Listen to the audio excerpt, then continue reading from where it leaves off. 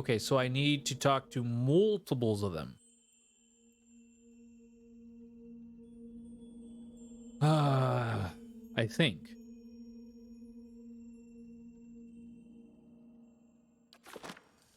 Anyways, there's that one. I pray to Galwain. Oh, crap. Who's Galwain? Hold on. Galwain, god of the hunt, assassins, pursuit, wilderness, and predatory creatures. Sometimes thought to take the form of a fur-clad hunter of a great hound, Galwain favors the survival of the strong and the culling of the weak.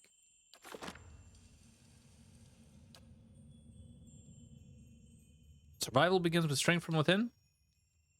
The air around you stirs, and a gust of warm wind blows across the back of your neck. You catch the faintest smell of sweat earth.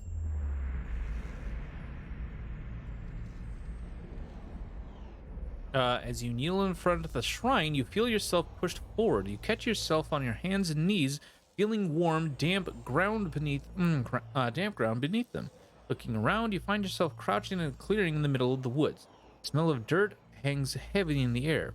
Behind you is a darkened room filled with candlelit shrines. Ahead, you hear the howl of some kind of hound. Feel certain this is a vision, but the hairs on the nape of your neck still rise. Howl back.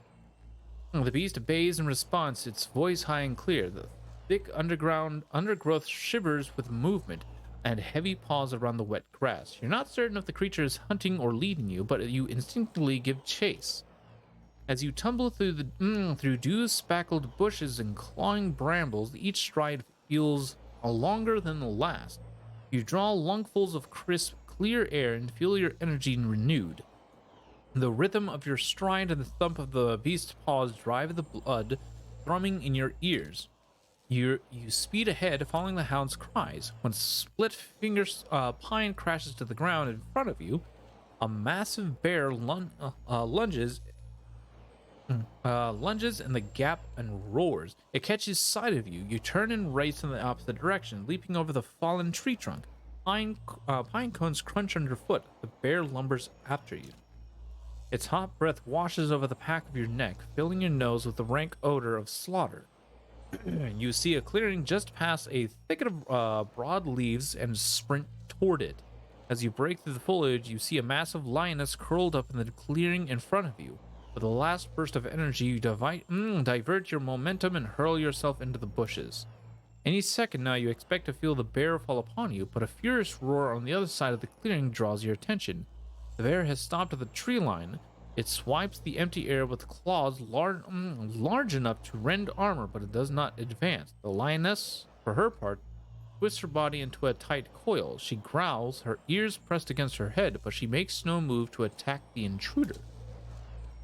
At this point, I've hunted all over the world, and I've never seen predators like these.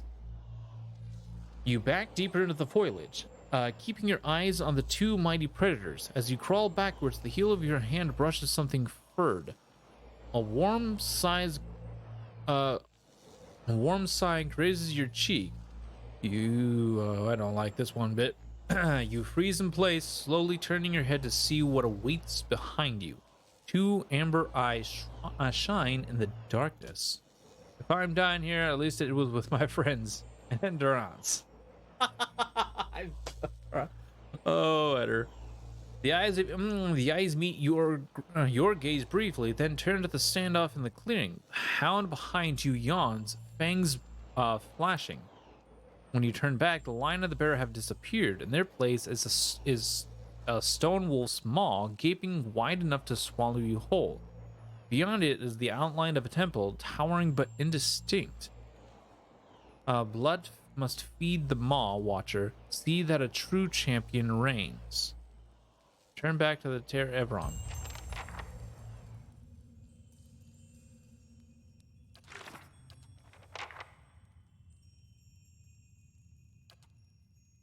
The old queen and the new king. Too many hunters, a lioness and a bear, wait in a deadlock. They face off but do not fight. It falls to me to resolve this stale conflict one way or another. Showed me a vision of a stalled fight between a lioness who lies in wait and the bear who circles her. He also revealed a cave shaped like a wolf's maw in an area that looks like a temple district. I can probably learn more there. Okay.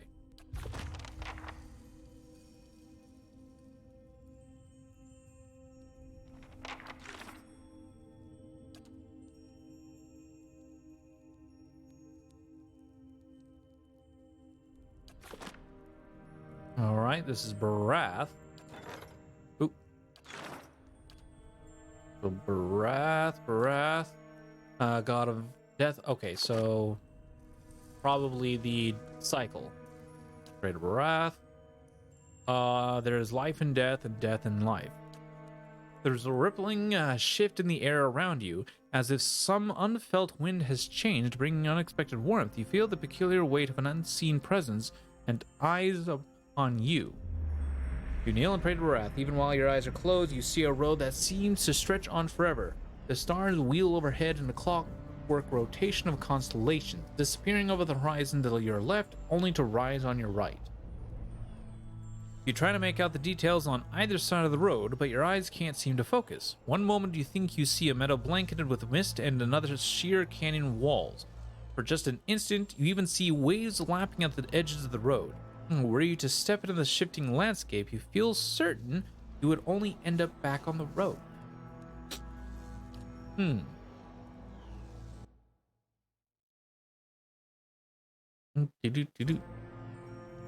know this is a vision, but the packed dirt feels firm beneath your feet and the night air cool on your face. You are walking. Your feet seem to carry you forward on their own accord. Something looms ahead of you. As you get closer, you see two stone figures that look strangely familiar. Bunenai and Kenyon I Bunen, two of the oldest representations of Barath. You remember the door to Cleobon Rilag and the two figures carved into the mountain next to it. One looks vaguely male and the other vaguely female. Only a thin layer of flesh covers their skeletal bodies, which twist to face the doorway between them. The doorway, however, is not what you saw in the ruins. It's a skull, gaping and jawless, and as you look on, its open mouth seems to glow. The arms of the two stone sculptures are swept toward the mouth, inviting you in. Enter the mouth. Here we go. The road continues through the maw to another shifting landscape around, surrounded by stars. As you pass through it, you see an identical doorway in the distance. A dwarven man stands near it, unmoving. You turn and look behind you, only to see the skull gate you just passed facing you. An elven woman waits in the road.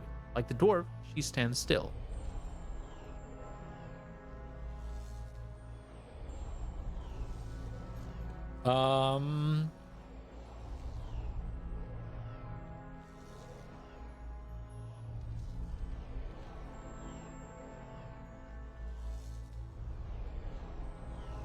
Approach the elven woman. You start toward her. There's something unnatural about the way she stands. She's too still. When you get closer, you see that her legs taper into a slender trunk, and in place of her feet are gnarled, twisting roots. She lifts her face to an invisible sun. Her long golden hair is the color of autumn leaves, and as you look more closely, you realize that her head is actually covered with tendrils and vines sprouting brilliant yellow leaves. Each glimmers with the essence of an entire soul. She gives you a beatific smile. As you look on, the leaves slowly fall from her head and settle at her roots. They melt into the path beneath her, and almost immediately, new leaves sprout in the place of the old. As she reaches towards you, still smiling as roots spring from her fingertips, her outstretched arms bar the path. Come, craft your soul to the golden grove. Take her hand. Her roots twine around your fingers, and as they do, they grow rigid and cold. Her outstretched arm petrifies, and as a rough stone bark overtakes her flesh, she can only look on in horror. You break away from her brittle grasp. Her feet are rooted in place, but she twists and writhes as if trying to flee her own dying limb. The petrification reaches her shoulder and spreads down her body, freezing it in a painful arc. It creeps up her neck, and she throws her face skyward like a drowning swimmer. The grayness covers her face, freezing her gasp in stone. Now that she is still and lifeless, you can continue past her. Approach the dwarven man. Only the golden leaves on her head remain untouched, and as you watch, they fall one by one to the path below. They shrivel as the shimmering essence fades from them. You lift your gaze and see the dwarven man standing further down the road.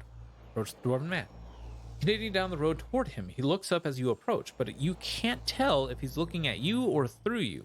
His face is smooth but flaccid, as if the flesh has detached from the muscle underneath. As you look on, his face begins to change. Wrinkles crack at the corners of his eyes. His mouth sinks, carving deep lines from his nose to the corners of his lips. His jaws sag. The loose flesh hangs like dough. He raises his cupped hands. They're covered in blood. He lifts them to his face and smears himself from his newly creased forehead to the wattles of his neck.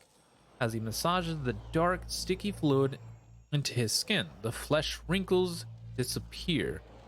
The hanging fold recede, and his flesh tightens as if re-adhering to his skull. He lifts his head, and this time you know he's looking at you. His renewed face looks like a mask, artificially smooth and still. Behind it, his black eyes are two hungry pits, yawning like the empty mouths of skulls. Come, make your sacrifice to Ethic Knoll. His body blocks the path. He extends a bloody hand toward you. Take his hand. You grab his hand, but his skin gives too easily under your grip. As you try to pull away, you hear a noise like dried canvas tear. His skin splits, following a long seam that begins at his arm and stretches the lengths of his body. Blood gushes forth in such quantities that you can't imagine there was ever anything else in him. Sure enough, as the dwarf empties of blood, he collapses like a desiccated husk. The blood in the path gleams with 1,000 souls worth of essence. The essence evaporates, trailing shining filaments into the night sky. Only now that he is dead can you continue onward. The blood pools around your feet, and a voice echoes along the road, barely more than a whisper on the breeze. Return them to the wheel. You look up and see the skull gate ahead of you. The candles of Ter Evron wink through the open mouth.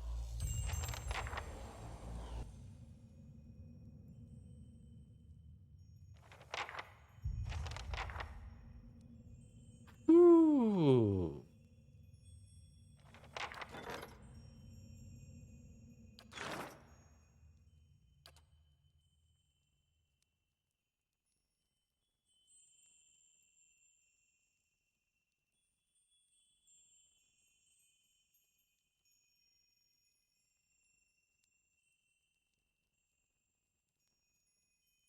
Oh boy.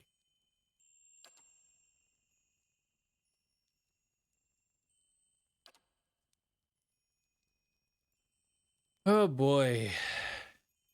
All right, so next up is Rimmergand, and then we already did Galloway. So yeah, Rimmergand is the last one. Encyclopedia, Rimmergand, cold winter, bad luck, famine, and natural disasters. Manifests a giant albino aurochs moving amidst a great blizzard, and in the plodding footsteps of Rimmergand come death and disintegration. A nearby constellation, you make out the shape of a strange horned beast. Aurochs.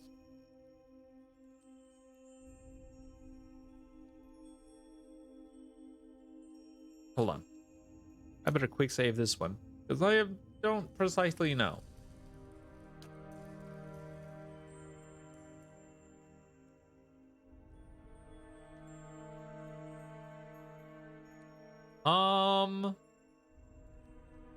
Survival begins with strength from within. Ooh. That's, well.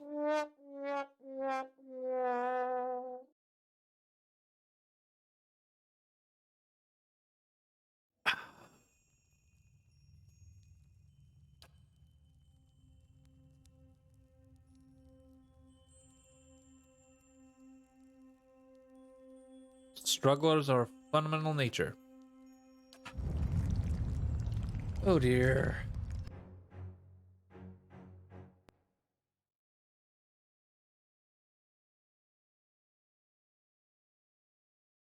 Once again, wrong one. Oh well. I'll get it eventually, chat. Okay.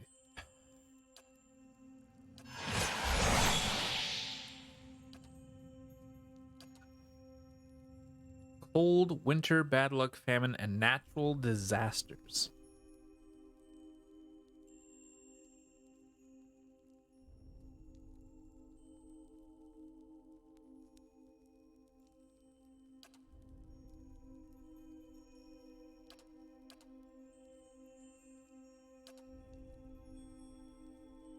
Death and disintegration. All life ends in stillness? Aha! Here we are. You feel a sudden gust of cold air as if the shrine were bursting into wintry life. The frigid wind cuts through the... Okay. Walls itself was a broad frozen plain. You see a procession of elves in the distance, periodically fading into and emerging from the witnesses. They trudge over snowbanks, their heads down against the driving winds. I know this place. This is the white that wins. As they trek past you, one man bundled in furs turns his head. You headed for Noonfrost? You headed for Noonfrost and the Frostwind breach too? Or you can answer, he's lumbered ahead. You follow the caravan, and in a couple of minutes, you come to a wall of ice. It disappears into the pale emptiness overhead and stretches as far as you can see in either direction. The elves stop in front of a mirror smooth section that's framed like a temple door. It seems somehow thinner than the rest of the wall. You can't see what's on the other side, but a debilitating cold emanates from within. The elves pull pickaxes and shovels from their sealskin packs and begin hacking at the smooth ice, their implements flying through the air in swift, shining arcs. Though they throw their bodies into their labor, not one of them so much as scratches the polished ice. Yet with each blow, something bellows in the distance. Whatever that is, it's huge and angry, and it's coming our way. Eddard calls out to the elves, "Hey, you might want to hold off on that." But the howling wind seems to swallow up his voice. Pelagina's head whips around to see where the bellowing is coming from. Forget about the elves. We need to be ready to move. He turns again to face you, flexing your hands in the cold air. Or fight. The elves hack away, seemingly oblivious to the furious lowing and to the tremors under your feet. The snow has risen to your knees. Your legs feel frozen in the drifts. And try to get the elves' attention. You grab the nearest elf by her shoulder, shaking her and yelling over the howling winds. You point in the direction of the booming noise, but she only scowls. "Leave us, traveler. We've got to get through. We can't stay on this side any longer." "Listen, you're angering something very big. You better stop." The elf strains to listen as she rests her pick on the mounting snow. Some of her fellows pause in their labors. A man with a withered, frostbitten finger turns. He raises his maimed hand, and the others stop as well. They stand motionless for several seconds before you realize they've frozen entirely. You've touched the elf nearest to you, and he crumbles into a mound of snow.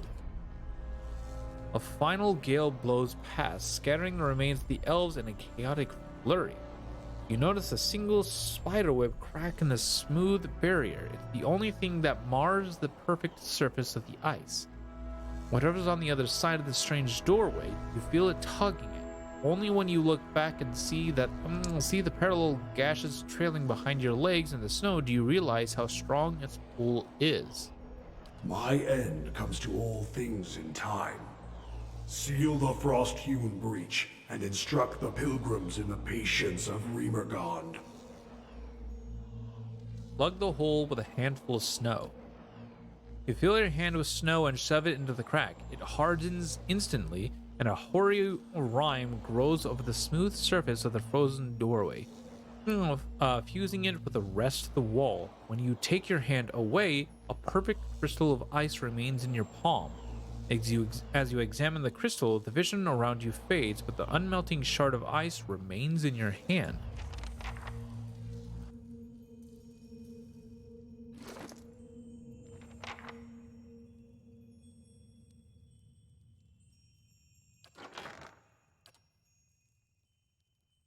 Glowing ice shard. Remergon gave you this jagged ice crystal when you prayed to him at Tir Evron.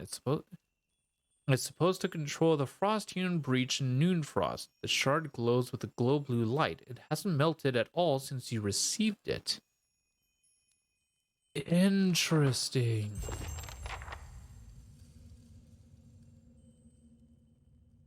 That's it? Just the 4? Interesting.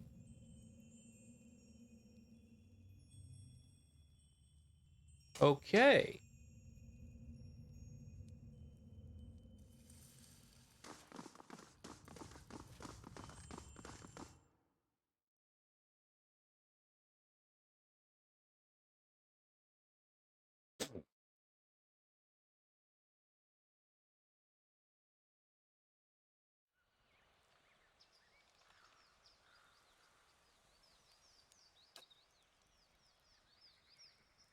What do you wish to know?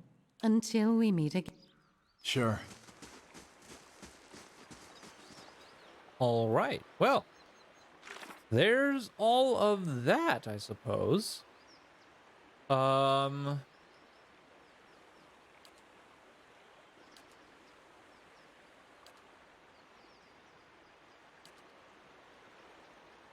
The Frost-hewn breach appeared to be part of a temple called Noonfrost. If I can find Rimgard's place of worship in Twin Elms, I may also find the meaning behind the vision. The locals must know something about this place. Interesting.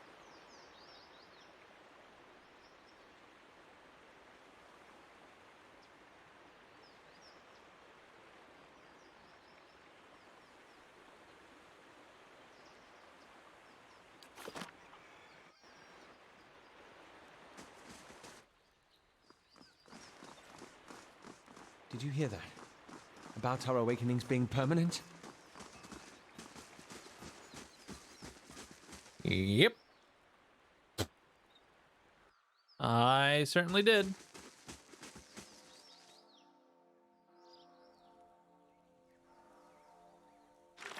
Now, what did it say? Not find Noonfrost in Twin Elms.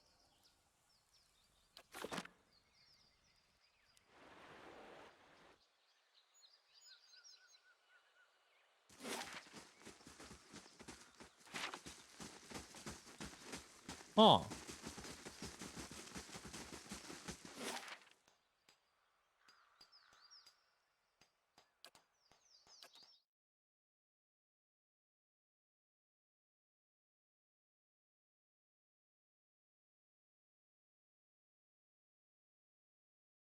Interesting.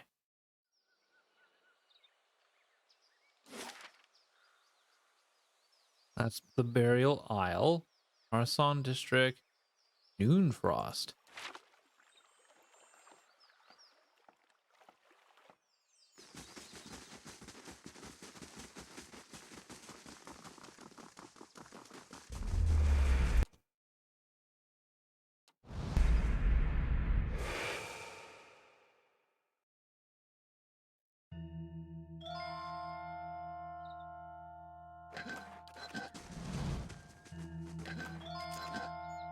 I hope our duties won't require us to linger too long.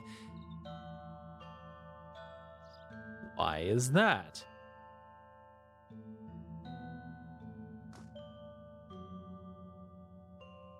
Huh.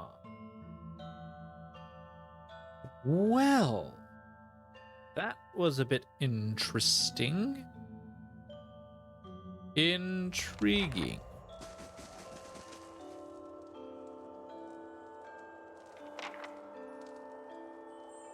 The pale elf searches you with ice blue eyes. She shifts and knits her fingers together. Welcome to Noonfrost. Most of the temple is currently closed for sacred ceremonies to Rimmergond. When she forces a smile and waves to the eastern doorway, the shrine is to your right. You're welcome to make your offerings to Rimmergond there, but the rest of the temple is off limits. I'm looking for the frost-hewn breach. The bear's flush rises in her pale cheeks. As I said, only the shrine in the eastern wing is open. The rest of the temple is closed to visitors right now. I suggest that you make your devotions there and leave. Her cheeks flush, Watcher. Perhaps she misinterpreted what you meant by frost-hewn breach.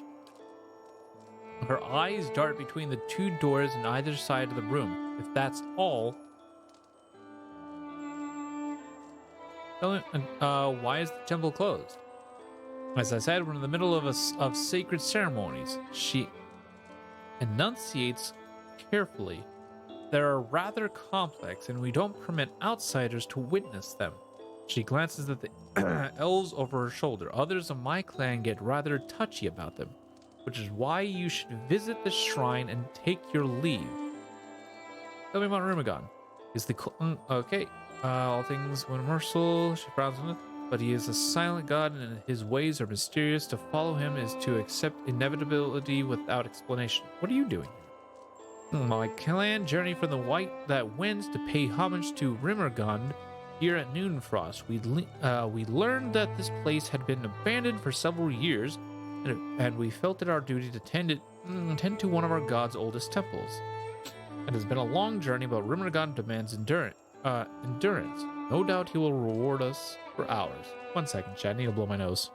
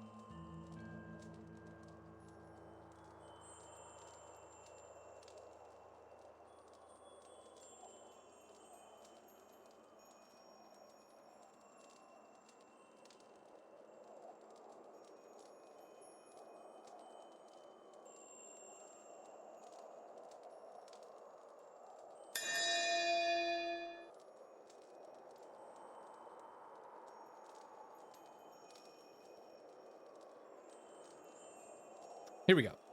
Anyways, she rolls her shoulders back. It has been a long journey, but Rimmergond demands endurance. No doubt he will reward us for ours. Scottie's mouth is set in a grim frown. I hope it is.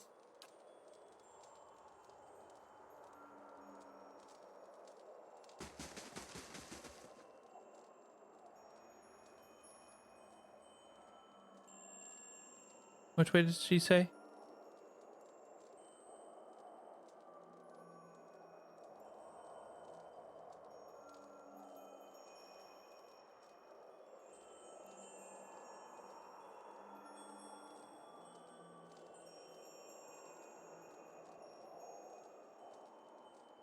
Eastern wing is open.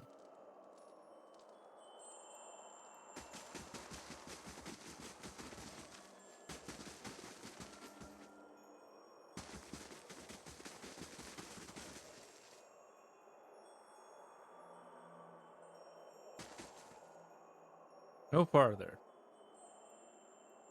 Turn back and do not cross any doors. Okay.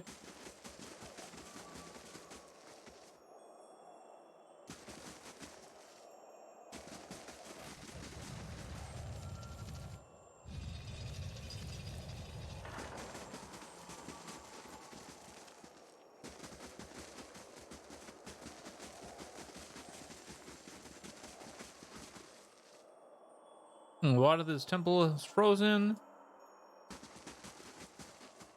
Reflect light apples.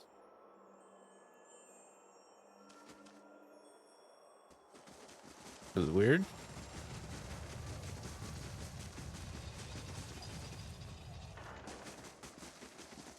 Difficulty level 2. Old Wander.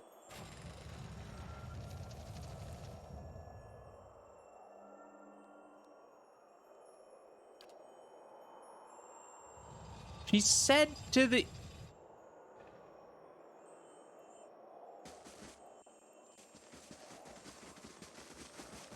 I am so confused right now.